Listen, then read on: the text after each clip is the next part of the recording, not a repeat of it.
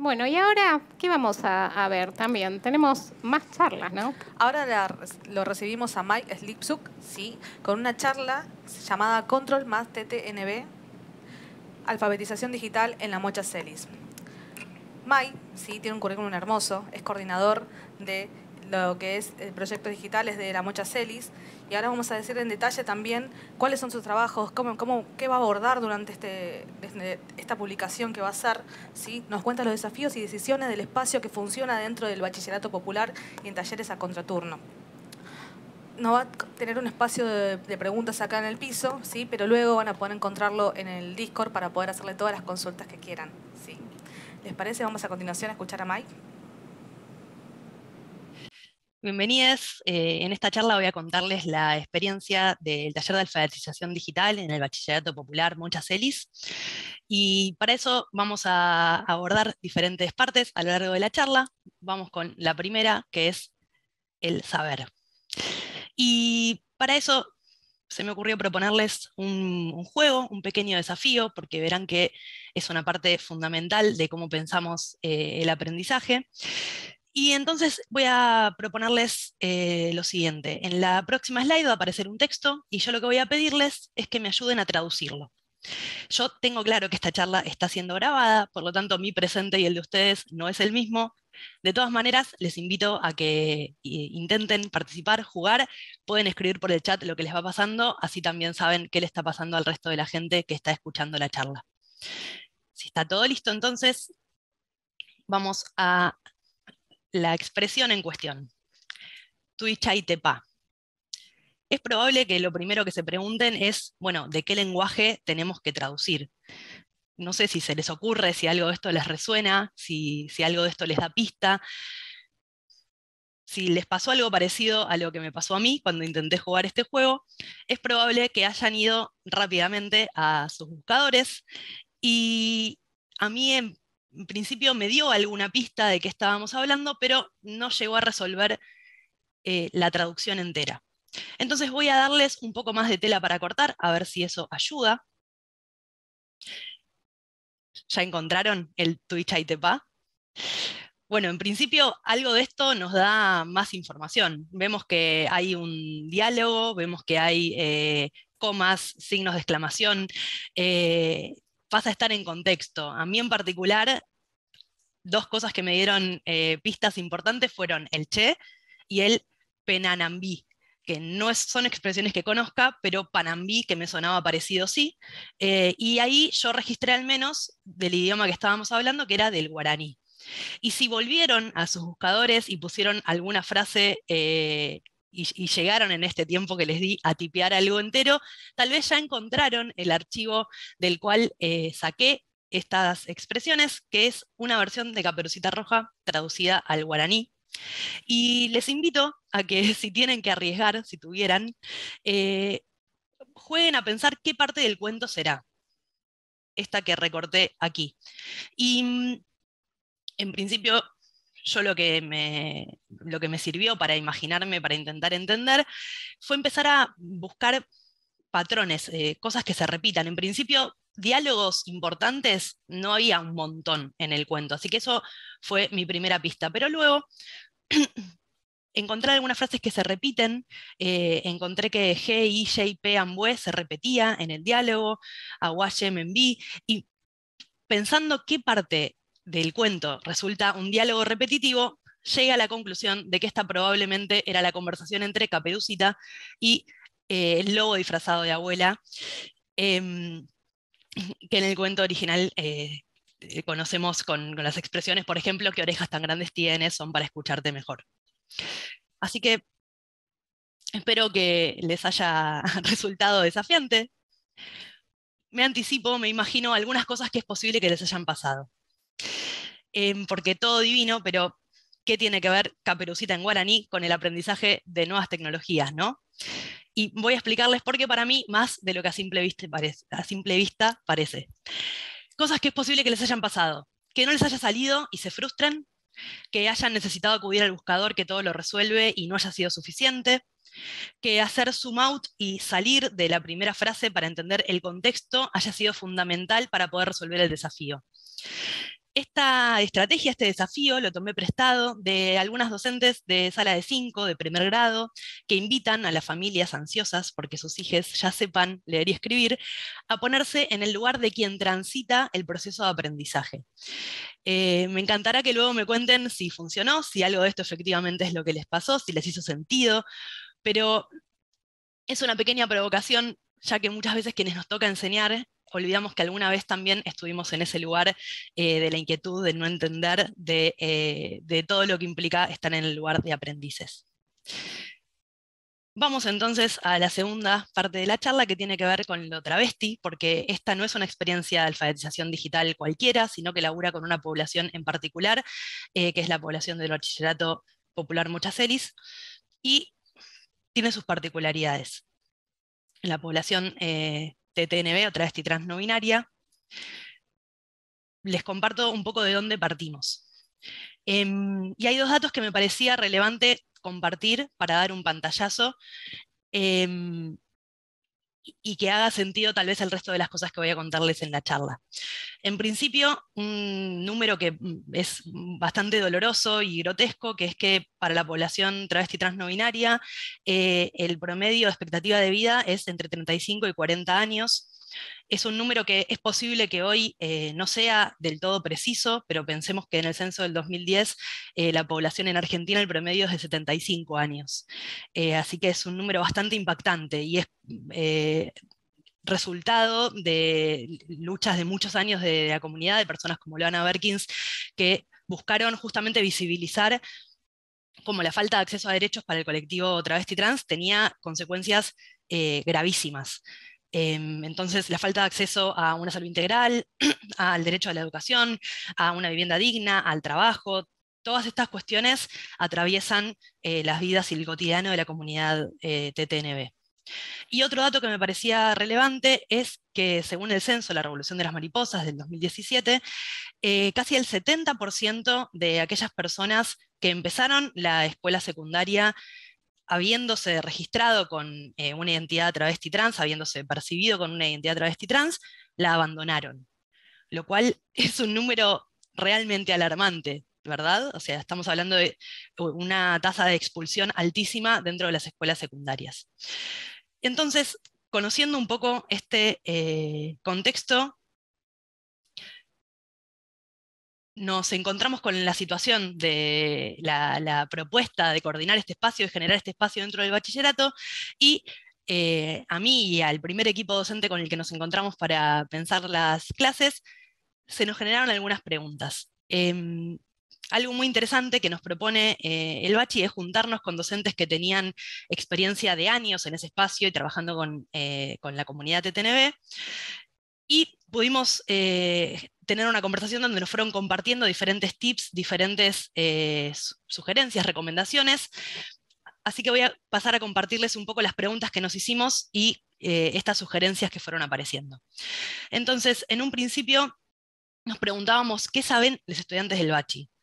Que es una pregunta que es interesante porque muchas veces cuando trabajamos con población adulta que está en una etapa de finalización o de escuela primaria o de escuela secundaria, asumimos que la respuesta es muy poco, ¿no? Quienes estamos en rol docente. Y es un problemón porque siguen siendo personas adultas y además, si estamos hablando de la comunidad TTNB, son personas que han sobrevivido.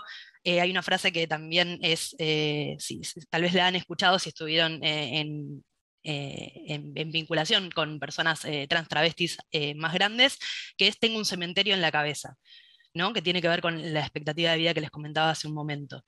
Entonces, una persona que es adulta de la población travesti trans sabe muchísimo, sabe defenderse, sabe arreglársela, sabe armar red, sabe pedir ayuda. Son muchos los saberes que dan dando vueltas en las aulas del Bachi. Y lo que nos preguntábamos es, ¿cuál es su vínculo con la tecnología? Y para esto decidimos hacer una pequeña encuesta, porque es una pregunta que daba vueltas entre docentes también del Bachi que trabajan ahí hace un tiempo. Y esta encuesta nos permitió encontrarnos con un poco más de información de las particularidades de cada uno de los grupos con los que trabajamos. Voy a volver a eso en un momento. Otra de las preguntas que nos hacíamos es cómo me manejo con los pronombres. Algo que me parecía importante destacar es que estamos hablando de una población que fue expulsada en general, en gran medida, de la escuela secundaria y que elige volver a estudiar particularmente en La Mocha, porque acá tienen habilitado ese asiento que les fue vedado en otras instancias. Y en un principio mi respuesta intuitiva para mis compañeras de equipo, que son ambas personas cis, era, bueno, sin morirse de nervios con esta situación, ¿no? Por supuesto, vamos a hacer un esfuerzo para respetar los pronombres, pero si en algún momento nos equivocamos, hay algo de la buena voluntad que asumimos que se da por sentado. Y me resultó interesante la respuesta que me daban las personas que trabajan en el bache hace más tiempo, que es bastante diferente de esta primera respuesta que a mí se me ocurría, que tiene que ver con que es algo que es respetar la subjetividad de estudiantes que fueron vulneradas en muchísimos espacios y que fueron violentadas de muchísimas maneras. Entonces, el nombre y los pronombres se vuelven una parte fundamental para que la situación en el aula funcione.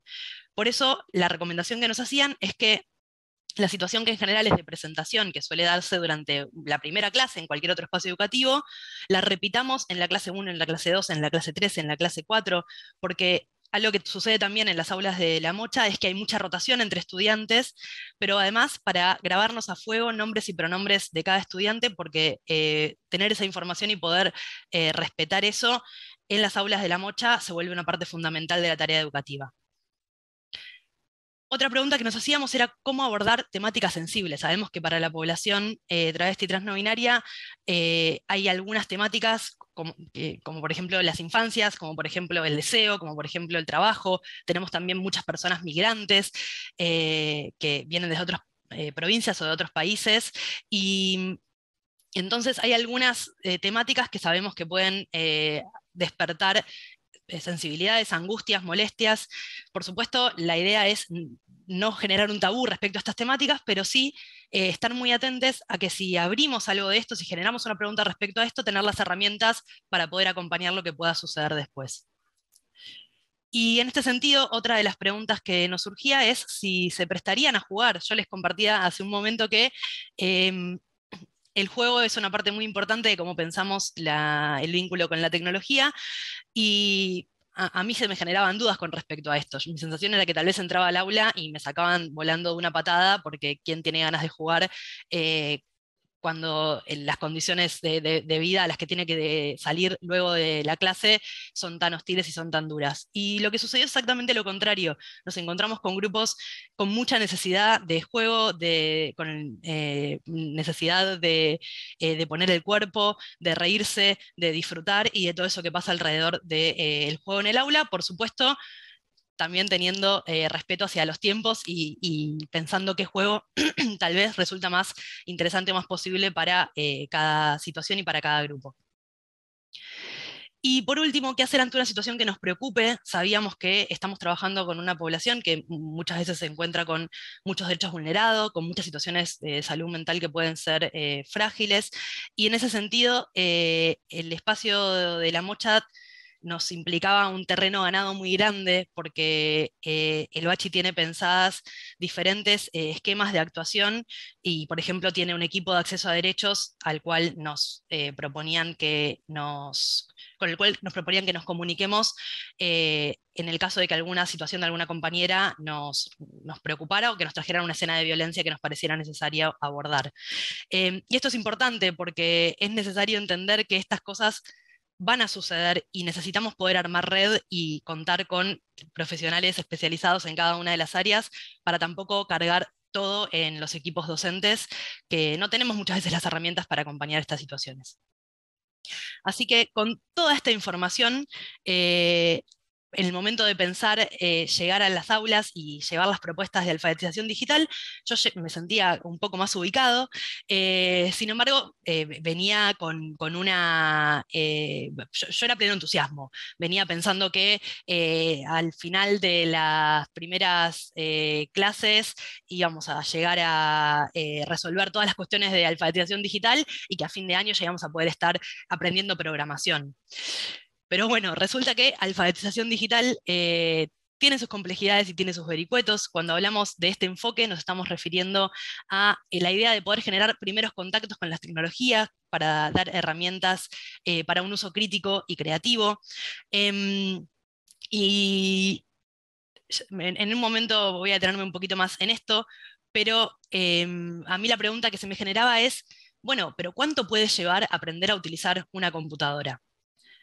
¿No? Mi sensación era que en 5 clases los resolvíamos y que nos quedaba un montón de tiempo para poder abordar otras cuestiones.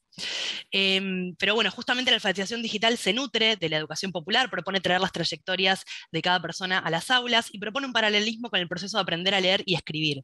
Entonces, esta primera idea que para mí era como, bueno, alfabetización digital podemos pensar, saber dónde están las teclas, saber cuáles son las partes de la computadora.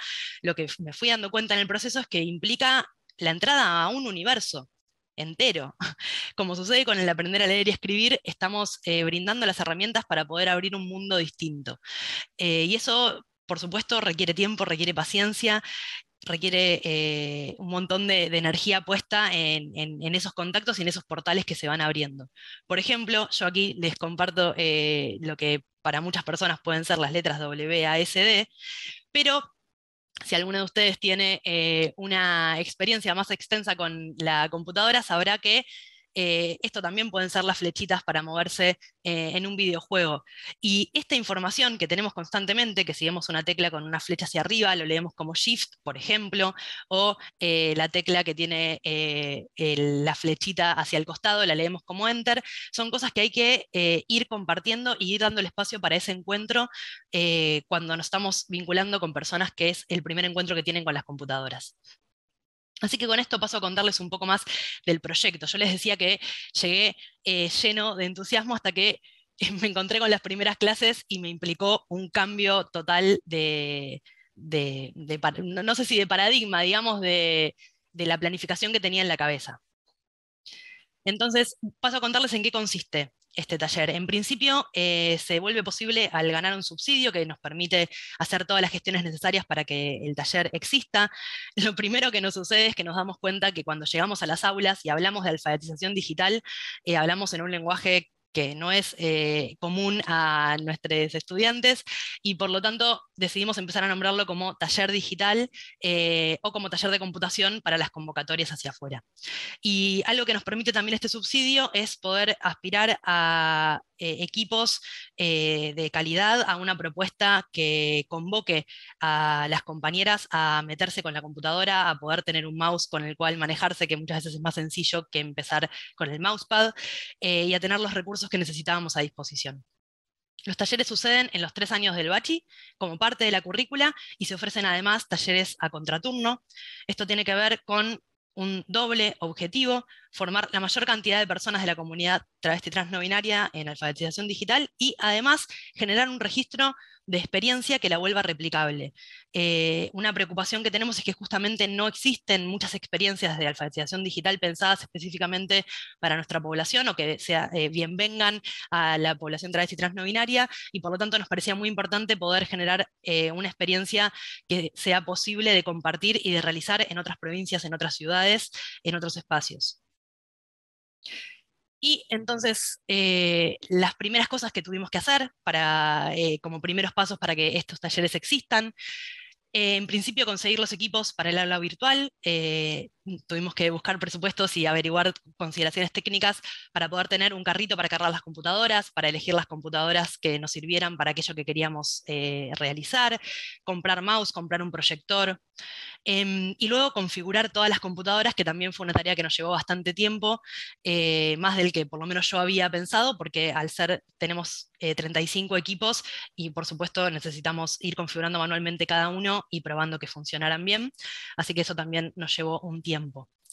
Luego nos tocó ponerle mirada a lo pedagógico, armar los equipos docentes. El criterio que utilizamos era que en cada equipo se cumpla con alguna persona que tenga perspectiva de género y trabajo con la población TTNB, alguna persona que tenga experiencia en educación popular y alguna persona que tenga experiencia en talleres de alfabetización digital. Por supuesto, hay personas que cumplen uno o más de estos requisitos, pero empezamos incluso trabajando con duplas pedagógicas y más adelante empezamos a intentar trabajar en grupos de A3 y fuimos armando este equipo que hoy cuenta conmigo en la coordinación, con una persona que está acompañando las trayectorias de cada uno de los grupos del contraturno de la mocha, y con un equipo docente que en total somos 10 personas. Y por eso también fue necesario generar algunos acuerdos en torno a cómo iban a ser estas clases, cómo íbamos a abordar la llegada al aula, y pensar algunos esquemas que pudiéramos replicar en cada una de las clases que damos. Piensen que cada semana suceden 6 espacios distintos de taller digital, 3 a contraturno y 3 dentro del bachi. Y para que los talleres a contraturno existan, necesitamos también generar esta convocatoria, esta instancia de difundir y de divulgar que esto estaba sucediendo. Y pensando en este objetivo que tiene que ver con que esto sea una experiencia replicable, también otra tarea que nos demandó tiempo y energía fue pensar los registros de clase y las planificaciones para que puedan ser llevados adelante por personas que no hayan formado necesariamente parte de este equipo. Así que para contarles un poco más de lo que fue pasando una vez que esto empezó a rodar, les traigo un pequeño juego de verdadero o falso, traigo algunas frases que fueron apareciendo en la replicación de los talleres. Entonces, primero, tenemos estudiantes, streamers y estudiantes que se están encontrando con una computadora por primera vez. Esto es verdadero, encontramos una diversidad muy, muy grande dentro de las aulas. Imaginábamos que esto podía ser así, pero no imaginábamos esa distancia, ¿no?, entre una persona que es la primera vez que ve una computadora y una persona que tal vez tiene un uso cotidiano, algunas compañeras gamers también, así que eso nos representó un desafío grande. Otra frase, nos dicen que las compus ya vienen, las compus ya llegan, miren que no vivimos muchos años nosotras, ¿eh? Y esto también es verdadero, es la frase con la que nos recibió segundo año, la primera vez que fuimos a presentar el taller, y un comentario, una sugerencia para quien vaya a trabajar con esta población, o que si trabaja o comparte con comunidad TTNB ya conocerá, es el humor travesti, que también es protagonista en todas las clases, y que nos implicó también cierta cintura, porque por más de que es un humor que yo comparto en mi cotidiano, por supuesto esa es una expresión de la que a mí no me sale una carcajada, pero a la vez implica entender cuál es el código en el que se está trayendo para poder generar un espacio de confianza dentro del aula y que sea un espacio de comunidad para desenvolverse de forma cómoda para las compañeras. Y por último, ¿es obligatorio el taller? Prefiero estudiar otra cosa que me sirva más. Y en este caso la frase es falsa. La realidad es que nos encontramos con un entusiasmo gigante en estas encuestas que les comentaba al principio. Cuando preguntamos qué les interesaba, qué tenían ganas de aprender en el taller, la respuesta fue, en muchos casos, todo. Y eso, por supuesto, nos entusiasma un montón, nos emociona mucho, pero a la vez nos implica una responsabilidad gigante, porque es probablemente para muchas personas uno de los pocos espacios que tendrán para poder contar con esta formación. Por lo tanto, gran desafío, gran responsabilidad. Y les comparto entonces algunas postales de lo que fue pasando en estos primeros encuentros que ya llevamos adelante. Una de las estrategias que imaginamos para que las clases funcionen y que salgan bien, como les contaba al principio, era poner mucho el juego como protagonista, y entonces dentro de las clases tenemos espacios, por supuesto, de trabajo con las computadoras, pero también otros espacios de conversar, de reflexionar, de pensar qué nos pasa a cada uno con el aprendizaje de lo digital. Así que en general tenemos algún juego de rompehielos al principio de cada clase y luego recién empezamos a trabajar con las computadoras. Y en términos de la dificultad que nos presentaba la situación de diversidad tan grande de trayectorias con lo digital, una de las herramientas que se nos ocurrió fue pensar hojas de ruta, primero para que quede un registro de qué es lo que trabajamos en cada una de las clases, en caso de que alguna persona no haya podido asistir, recibe la hoja de ruta y ya tiene por lo menos una idea de qué hicimos, pero además para que le sirva para poder replicarlo luego, y para que si en el aula tenemos personas que tienen tiempos diferentes para poder resolver estas consignas, bueno, que al terminar una consigna sepan inmediatamente con qué tienen que seguir y que no tengan que esperar a que todo el curso termine. Piensen que tenemos cursos en general de entre 20 y 25 personas. Luego tenemos acá un pizarrón que tal vez no se llega a leer, pero destaco aquí dos palabras. Otra cosa que repetimos en los talleres y que en la mocha se hace mucho son los acuerdos del espacio de trabajo, y algo que se repite tanto en los talleres de alfabetización digital como en el resto de las aulas que fui habitando, tiene que ver con el pedido de respeto y pedido de paciencia. Y acá vemos también una foto de una escena donde eso se pone en juego, que son una compañera con un poco más de facilidad para el uso de la computadora, ayudando a otra compañera que tal vez necesitaba otros tiempos, y eso es una escena que sucede mucho, por suerte, en las clases. Y por último, la convocatoria aquí a los talleres de computación, que representa ahí en esas unidades preciosas el uso de la computadora por parte de la comunidad. Y lo que está sucediendo en la imagen de la izquierda es el uso de una actividad, de un juego online para practicar mecanografía, porque esa es otra escena que nos dimos cuenta que era muy necesaria, ya que muchas de las compañeras no sabían dónde estaban las teclas o demoraban mucho tal vez en escribir una URL sencilla. Así que llegando ya hacia el final de la charla, pasamos a hablar de pedagogías travestis. Y aquí me preguntaban quienes me ayudaron a armar esta charla de la FEMIT, a quienes les estoy muy agradecido, qué me interesaba a mí que ustedes se lleven al ver esta charla. Y lo intenté sintetizar de esta manera. Lo primero que me parece que es importante entender es que necesitamos cambiar la configuración de cómo enseñamos el uso de tecnología. Necesitamos romper con los determinismos, con algo que pasa mucho en los espacios de tecnología, que tiene que ver con que aquellas personas que tienen más facilidad es porque son mejores en el uso de la tecnología. Muchas veces quienes tienen trayectorias más difíciles es porque las condiciones en las que llegan a encontrarse en ese espacio de formación son más duras, son más complejas, y aquí entonces les convoco, porque sé que probablemente muchos de ustedes también sean docentes, a tomar la responsabilidad que implica democratizar el saber con el que nos manejamos. En segundo lugar, algo importante para mí de esta charla tenía que ver con visibilizar otras experiencias y representaciones de la comunidad travesti trans no binaria de las que se suelen compartir, que en general tienen mucho que ver con lo difícil, con la vulneración de derechos, y como verán también tenemos espacios de comunidad, de resistencia, donde pasan cosas hermosas y que nos generan muchísima alegría, y me parecía muy importante también que se lleven esa imagen. Y por último, cito aquí a Martínez y Vidal Ortiz, que escriben, parafraseando a Leona Berkins, un libro que titulan Trabar el Saber, y lo que plantean en este libro, que se los recomiendo y pueden encontrarlo en la página de La Mocha para descargar, tanto como el Censo de la Revolución de las Mariposas, lo que nos convocan es a pensar una revolución educativa. No alcanza, no sirve pensar que quienes tenemos que cambiar para insertarnos en los espacios de formación somos las personas trans. Tenemos que cambiar la educación. Necesitamos una revolución que nos habilite, que permita que las miradas y los cuerpos travestis trans entren a los diferentes espacios.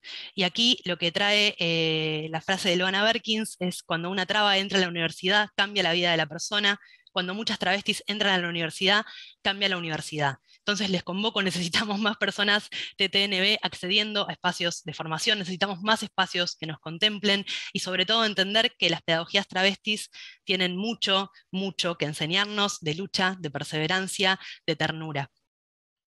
Y les invito entonces a que sigan a Mochacelis en las redes, que entren al sitio web para conocer todas las iniciativas que tiene el espacio, que son maravillosas, y que puedan también enterarse, acompañarlas, y espero que puedan seguir conociendo esta propuesta que es tan importante y tan necesaria. Muchísimas gracias. Para conocer la comunidad. Bueno, lo primero que quería compartir es eso, toda esta experiencia, en caso de que no haya quedado claro, está en el marco de la Mochacelis, que es un bachillerato travesti trans, y es una asociación civil que ayer cumplió 11 años alojando y acompañando a la comunidad travesti trans no binaria. Y bueno, es casa para mí también. La verdad que yo estoy muy, muy, muy feliz de poder ser parte de un espacio que tiene una referencia gigante dentro de la comunidad. Y justamente este fin de semana está sucediendo, que por eso no puedo estar ahí presencial compartiendo con ustedes, el Encuentro Federal de Educación Travesti Trans, que en este mismo momento está comenzando en la Universidad de Avellaneda y que mañana continúa en la sede de la Mochacelis, que es en Jujuy 748, en Jujuy Independencia, el barrio Balvanera. Y es una experiencia muy hermosa. Si hay alguien que tenga ganas de conocer lo que sucede en ese espacio, mañana es el día para ir, porque sucede el cierre de este encuentro en la Mocha Fest, donde los estudiantes del Bachi preparan diferentes escenas en términos de una materia que se llama proyecto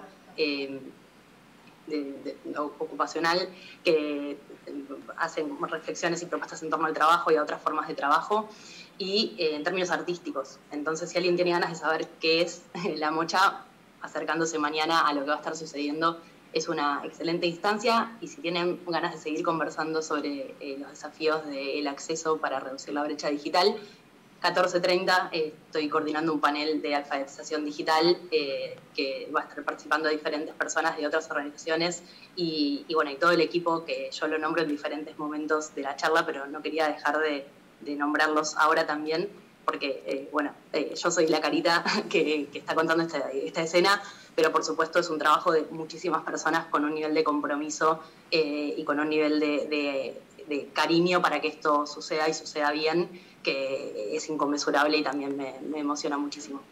Muchísimas gracias. Así también. Que pueden acercarse mañana. Gracias por esta invitación en primer lugar, y en segundo lugar, si alguna persona quisiera colaborar con la Mocha Celis, ¿de qué manera lo puede hacer?